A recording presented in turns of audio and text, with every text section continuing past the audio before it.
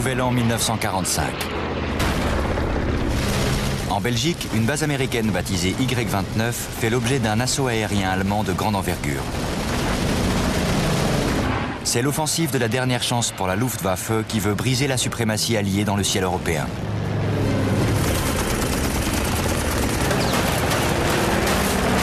Envolez-vous aux côtés des P-51 Mustang et des P-47 Thunderbolt qui décollent pour défendre le terrain fraîchement reconquis au cours d'une bataille qui va entrer dans l'histoire.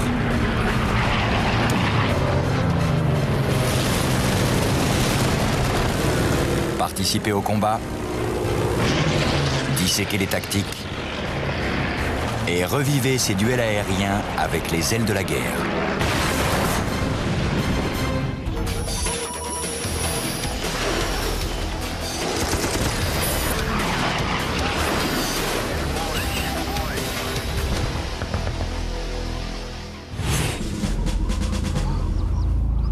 « 1er janvier 1945, 8h30 du matin.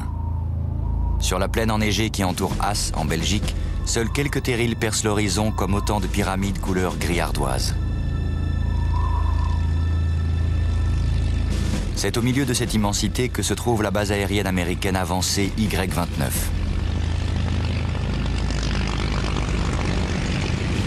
À l'extrémité nord de l'aérodrome, des P-47 Thunderbolt du 366e groupe de chasse s'apprêtent à décoller pour une mission d'appui aérien au-dessus des Ardennes.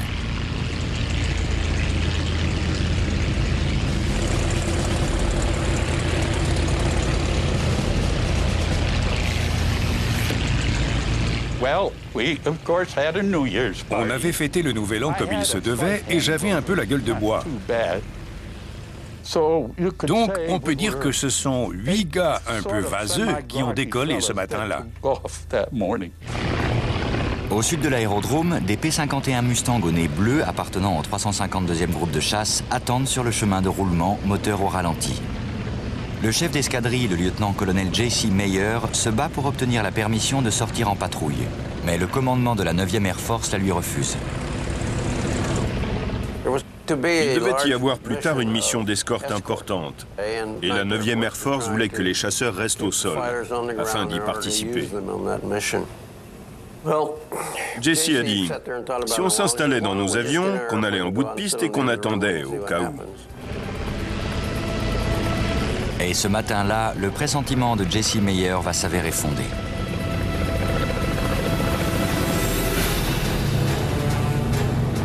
En effet, au même instant, de l'autre côté du front, une flotte de plus de 850 avions, des Focke-Wulf 190 et des Messerschmitt Bf 109 s'apprête à s'abattre sur les Alliés. Cette attaque surprise a pour but de briser d'un seul coup le carcan de la supériorité aérienne alliée.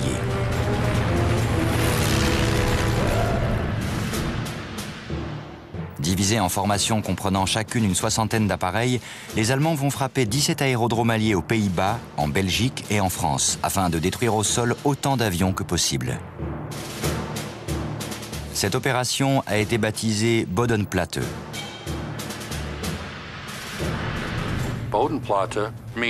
Bodenplatte signifie socle. Les Allemands voulaient réduire en bouillie l'aviation alliée sur leurs bottes à clous. Et ils savaient que les Américains et les Britanniques frimaient pas mal à cette époque. Pour le Nouvel An, ils allaient faire la fête, et ils seraient donc tous ivres. Mais Bodenplatte commence mal. Pour assurer le secret de l'opération, la DCA allemande, la Flak, n'a pas été informée de l'assaut.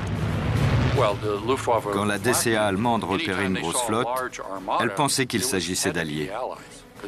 Donc elle se mettait à tirer. Et quand la DCA a vu tous ces avions arriver, c'est ce qu'elle a fait.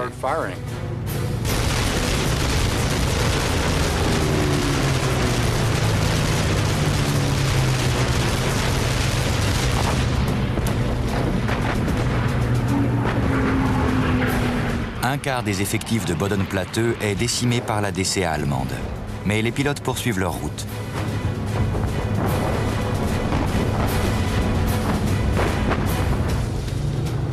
Parmi les nombreux escadrons mobilisés ce jour-là se trouve le Jagdgeschwader 11, un escadron de chasse comprenant 40 FW-190 et 24 Bf-109.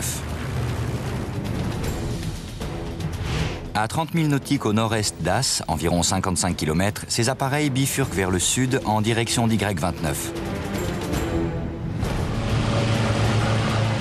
À 9h15, 8 Thunderbolts décollent de cette base aérienne sous le commandement du capitaine Lowell Smith. Ce dernier est le chef de patrouille de la première escadrille de 4 appareils.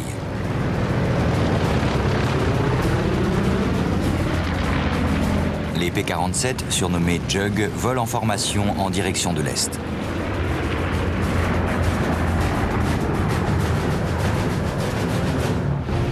Alors que les pilotes se préparent pour le trajet qui va les mener au front, le lieutenant Jack Kennedy repère des tirs de DCA au nord, au-dessus de l'aérodrome britannique Y-32.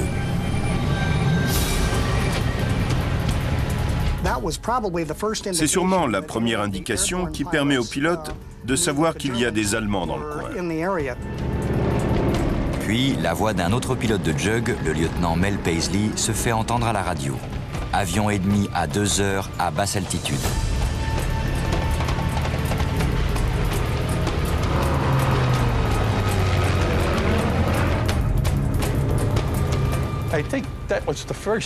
Je pense qu'aucun d'entre nous n'avait encore vu d'avion allemand en vol. Il y en avait un sacré paquet.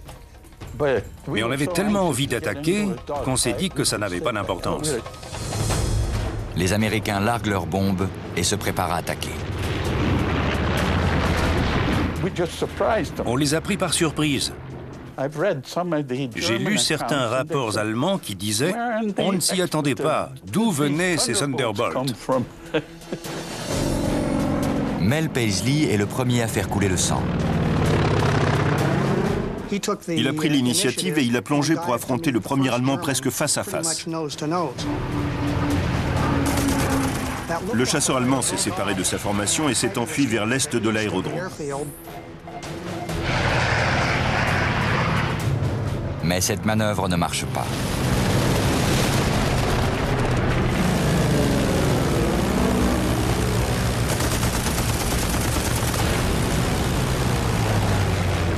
Derrière Mel Paisley, Lowell Smith se jette au milieu du chaos.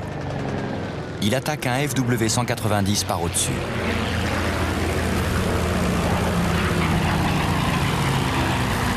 Une rafale bien ajustée envoie ce deuxième ennemi au tapis.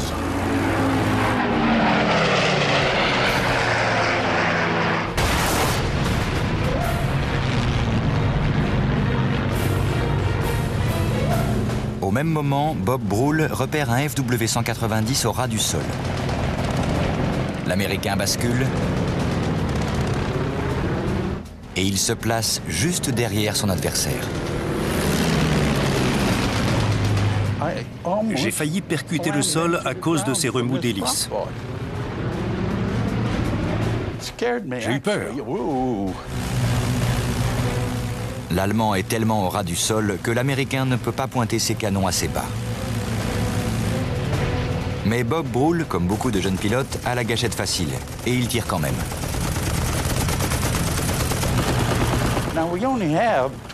On n'avait de quoi tirer que pendant 20 secondes.